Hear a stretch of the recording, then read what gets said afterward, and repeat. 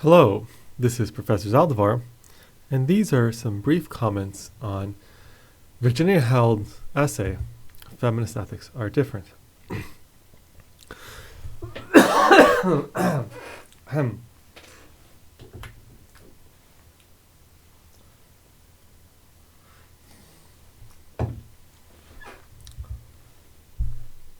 Hello, this is Professor Zaldivar. Hello, this is Professor Zaldivar, and these are some brief comments on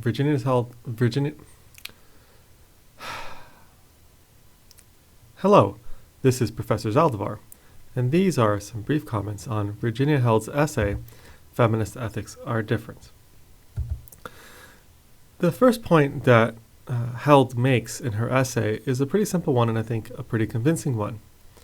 Simply put, most ethical theories, or all of the popular and mainstream ethical theories that are commonly studied in contemporary philosophy, originated in the minds of men, more specifically, European men, and even more specifically than that, Christian European men.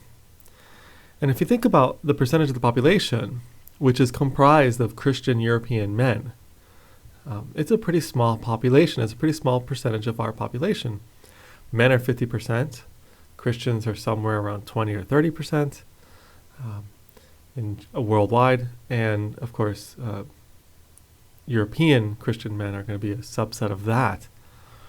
And so why should we think that such a small subset of humanity has special or unique insight into a general theory of ethics which would be applicable to all of humanity?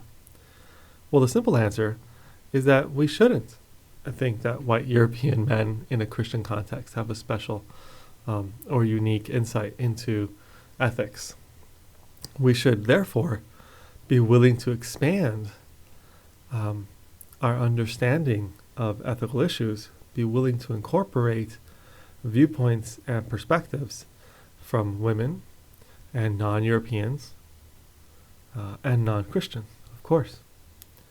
Sticking specifically to the issue of incorporating more women's voices, which is, after all, what feminist philosophy would be interested in doing, we can look at three central claims that Held made in her thinking. First concern is juxtaposition of reason versus emotion. Second concern is public versus private. And of course, the third concern is our conception of ourself.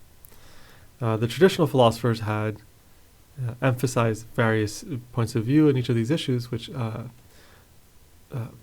Dr. Held would argue against. Let's take a look at some of these issues a little bit more closely. The first issue that Held considers is the issue of reason versus emotion.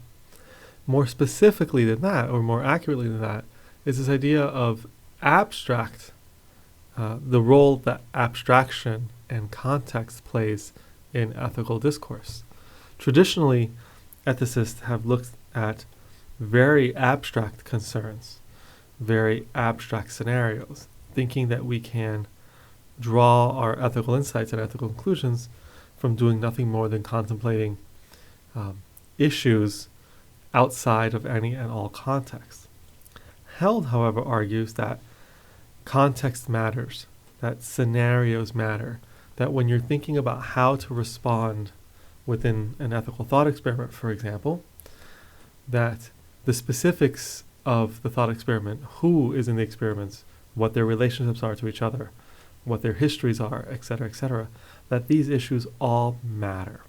That ethics is more informed and ought to be expanded to include context, not merely abstraction.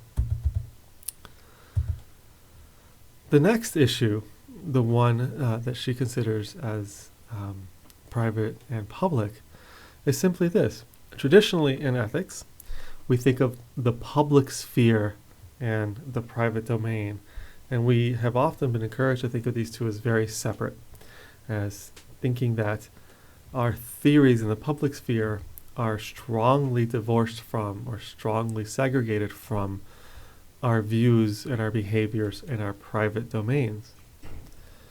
Held argues that in fact this is the wrong way to go about doing things, that our private lives are not strongly divorced from our public commitments, that the two are inextricably linked, and that when thinking or when putting forward views about right and wrong in the public sphere, we ought to acknowledge this impact on private domains, and vice versa. Again, simply put, the concrete matters, the concrete facts of our private lives are impacted by statements and policies in our public sphere, and vice versa, and we ought not to pretend that these things are strongly divided.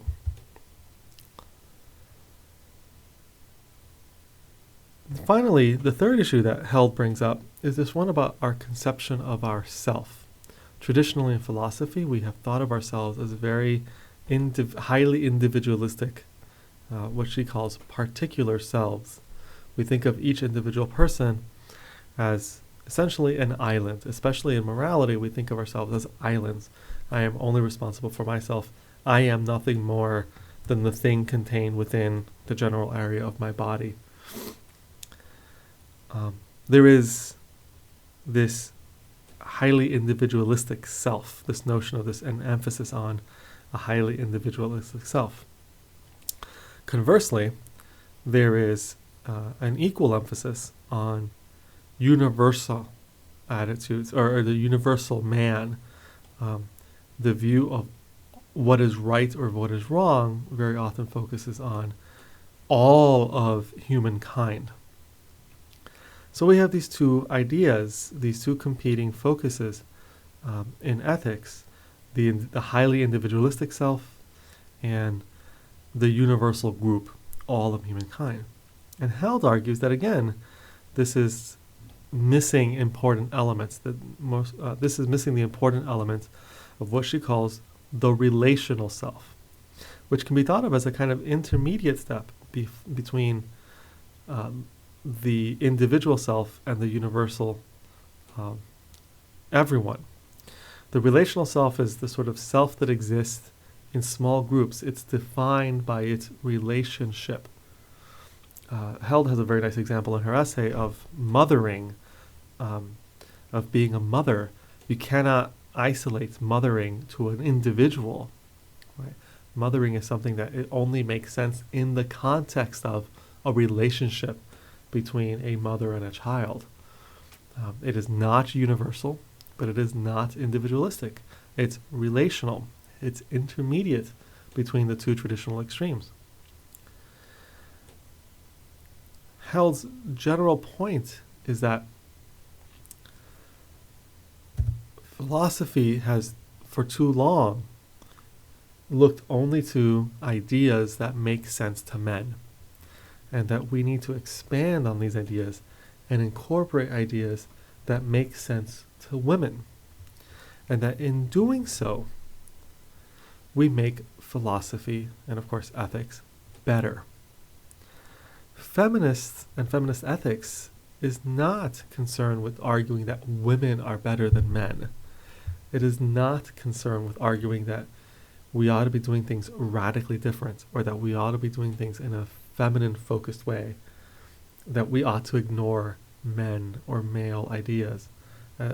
It's focused on the idea that we need to expand beyond a masculine-centric view of the world, that we need to incorporate other viewpoints in order to make all of our experiences better.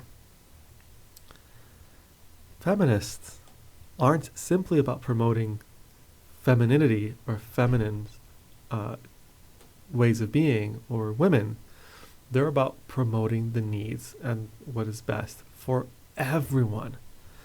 And they simply argue that in order to accomplish a better society for all people, we need to do a better job of incorporating the views and the needs of all people.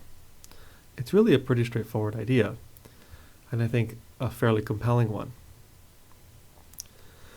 As always, these are just brief comments on the essay, and you ought to be reading the text in order to get the full picture. Thanks very much for listening.